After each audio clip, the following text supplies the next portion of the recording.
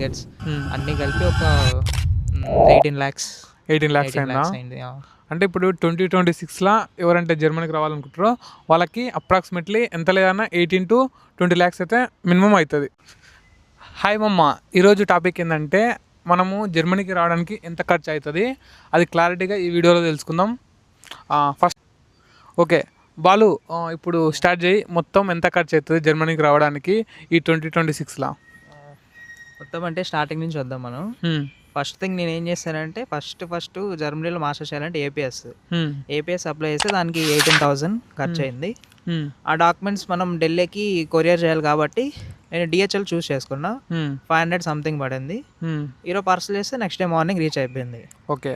Second వచ్చేసి IELTS 18,000 నేను రాసినప్పుడు, ఇప్పుడు అది 19,000 చేశారు. అవునా? ఫ్యూచర్లో ఇంకా పెంచవచ్చు కూడా. ఇంకా ఆ తర్వాత మనం ఎస్ఓపి ఎల్ఓఆర్స్ అవన్నీ కలెక్ట్ చేసుకుంటాం. వాటికేం అంతేం అవ్వదు. కొన్ని యూనివర్సిటీస్ ఏమడుతాయి అంటే ట్రాన్స్క్రిప్ట్స్ అడుగుతారు. ట్రాన్స్క్రిప్ట్సా? అవును. అది జనరల్ మన కాలేజ్లో ఏంటంటే జస్ట్ మార్క్ షీట్స్ ఇస్తారు అంతే. మనం వెళ్ళి అక్కడికి వెళ్ళి అడగాలి. ఒక్కో కాలేజ్లో ఒక కాస్ట్ ఉంటుంది. మా కాలేజ్లో ఒకటి 50 రూపీస్ అనుకుంటా ఒక మార్క్ షీట్. నేను ఒక 2 కాపీస్ తీసుకున్నా మొత్తం సెట్ అంతా కలిపి. అది లైట్గా ఒక 800 సంథింగ్ అట్లా పడింది. 800. నెక్స్ట్ క్వశ్చన్ వచ్చేసి అప్లికేషన్స్కి ఎంత పడ్డది? ఎన్ని అప్లికేషన్స్ వేసినావు?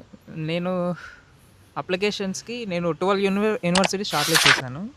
అందులో ఏంటంటే ఒక 7 యూని అసిస్ట్ అనమాట. ఒకటి డైరెక్ట్, రిమైనింగ్ ఫ్రీ అప్లికేషన్స్.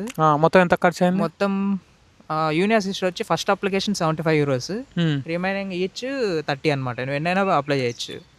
మొత్తం టోటల్ 30 అయిందా ఇప్పుడు? తర్వాత ఇంకో డైరెక్ట్ అప్లికేషన్ ఉంది కదా, 75 euros. టోటల్ నాకు అరౌండ్ ఇండియన్ కరెన్సీలో 33,000 సంథింగ్ అయింది. 33,000. ఓకే. నెక్స్ట్ ఇప్పుడు నీకు బ్లాక్డ్ అకౌంట్కి ఎంత అయింది ఖర్చు? బ్లాక్డ్ అకౌంట్ యూరోస్లో అయితే 12,000 euros అనుకుంటా కరెక్ట్గా. ఇండియన్ కరెన్సీలో ప్రజెంట్ యూరో రేట్ పెరిగిపోయింది కాబట్టి నాకు ఇండియన్ కరెన్సీలో 13.5 lakhs రౌండ్ ఫిగర్ అలా పడింది. 13.5. నెక్స్ట్ ఇప్పుడు వీసాకి సిఎస్పికి దాంట్లోకి మొత్తం ఎంత ఖర్చు అయింది? సిఎస్పి పోర్టల్ ఫస్ట్ ఇనిషియల్ రివ్యూకి 1000 సంథింగ్ పే చేయాలి మనం. అది అయిపోయాక వీసా ప్లస్ ప్రీమియం లాంచ్ మొత్తం కలిపి 12,000. అంతే. నెక్స్ట్ ఆ తర్వాత నువ్వు అకామిడేషన్కి ఎంత ఖర్చు అయింది? అకామిడేషన్ ఇండియా నుంచే వెతుకున్నావా లేకపోతే ఇక్కడికి వచ్చినాక వెతుకున్నావా? అకామిడేషన్ నేను ఇండియాలో ఉన్నప్పుడే స్టూడెంట్ డామ్కి అప్లై చేశాను అనమాట. వన్స్ అడ్మిషన్ వచ్చాక అప్లై చేశాను, కానీ నాకు ఇక్కడికి వచ్చిన తర్వాత ఒక 10 days తర్వాత వచ్చింది. నెక్స్ట్ నీకు ఇప్పుడు కరెన్సీ ఎక్స్చేంజ్ ఎంత చేసుకున్నావు?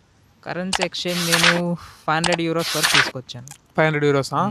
నైస్. నెక్స్ట్ నీకు ఫ్లైట్ టికెట్కి షాపింగ్కి ఎంత ఖర్చు అయింది? ఫ్లైట్ టికెట్ నేను జస్ట్ ఒక 1 month ముందు చేశాను కాబట్టి కొంచెం ఎక్కువ పడింది. నాకు 55,000 అలా పడింది. కొంచెం ఎర్లీగా చేస్తే కొంచెం తక్కువ పడేదేమో, నాకు కొంచెం ఎక్కువ పడింది. 55 అలా పడింది. అవునా? షాపింగ్ ఎంత అయింది? షాపింగ్ అది ఎవరు షాపింగ్ ఎలా ఉంటుందో దాన్ని బట్టి. నీకు అప్రాక్సిమేట్లీ ఇంత ఒక 50k అయిందా? 70? నాకు కొంచెం ఎక్కువ అయింది. నేను మొబైల్ కూడా తీసుకున్నాను, దానివల్ల కొంచెం ఎక్కువ అయింది. ఇట్లా 1 lakh ప్లస్ 1 lakh అయింది ఆల్మోస్ట్.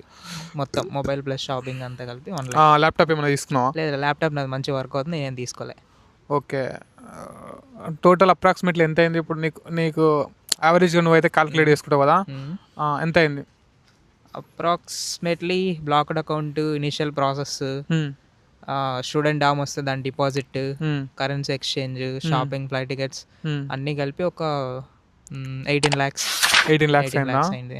అంటే ఇప్పుడు 2026లా ఎవరంటే జర్మనీకి రావాలనుకుంటారో వాళ్ళకి అప్రాక్సిమేట్లీ ఎంత లేదన్నా 18 to 20 lakhs అయితే మినిమం అవుతుంది.